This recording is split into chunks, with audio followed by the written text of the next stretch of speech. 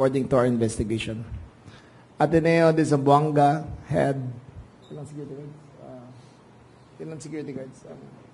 25 security guards employed. 15 were on duty that morning. 10 were on duty that night. Yung kotse po ay, yung sistema po sa Ateneo ay basta sa gate ka pumapasok ng pedestrian ay titignan yung bagbong. Yung bata po ay sumakay sa kotse ng kanyang ama at hinatid siya at hindi na po kinakapkap at hindi titignan basta sumakay sa kotse. Yung bata po ay dumiretso, bumaba sa basement at tuloy-tuloy umakyat. Nakita rin po na ang bata po ay nag-live stream to a website called watchpeopledie.com. So, it gives us a scenario na sa kanyang intent ay mapakita sa mundo ang kanyang ginagawa. Furthermore, ang version na ginagamit niya o yung pamamaraan na ginagamit niya ay parang video game. First-person shooter. Nakakabit sa kanyang dibdib at habang ginagawa niya ay nila-live stream niya. Furthermore, there were 2 police vehicles outside Ateneo de Zamboanga. So kung preparation lang at deterrent, nakalagay lahat doon. But we need to go further.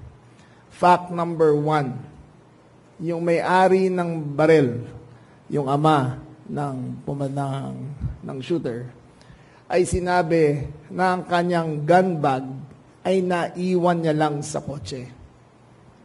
At doon dinukot ng bata. We find it highly improbable. Basta nasa uniform police ka, nasa training niya yan ng gun safety and safekeeping. Lahat ng pulis dito sa tabi ko, ang turing nila sa kanilang baril ay parang asawa nila yan. Hindi nila iniiwan. Lagi nilang dala. Lahat kayo dito sa media, nandito ngayon, ay marami sa inyo ang gun owners. Meron ba sa inyong nag-iiwan ng baril sa kotse? We find that highly improbable. We still have to do forensic examination on the gadgets of the shooter. Hindi pa natin alam with certainty, but it is with great degree of confidence that he was influenced by the game of Roblox again, because of the manner of which we did it. Roblox in itself is not a dangerous game. It is the chat. It is the chat group that is beside it. Doon nagkakaroon ng buyuan. Doon nagkakaroon ng radicalization. I call upon Congress again to help us control and curb the use of first-person shooter games that influence these young minds. Australia had a great model. Bawal ang social media sa mga bata between so many years old. Baka panahon na natignan natin yon. Hindi ko sinasabi yan lang ang solusyon. Pero hindi naman one size fits all ang solusyon dito sa problema na to eh. Maraming kailangan gawin. Maraming kailangan gawin ng PNP. Maraming kailangan magtulungan ng Kongreso. Kailangan tutulungan ang lahat na may-ari ng baril. I believe that gun owners should be penalized for the non-safekeeping of their guns. Ngayon, again, ulitin ko, ang liability ng owner ng gun ay para ka lang nagpahiram ng kotse at yung umiram ay nakasagasa. Reckless imprudence. Pumatay na napakaraming tao pero reckless imprudence lang ang charge sa may-ari ng baril. I believe again, loose illegal firearms should be non-bailable. I don't think there should be an argument about that.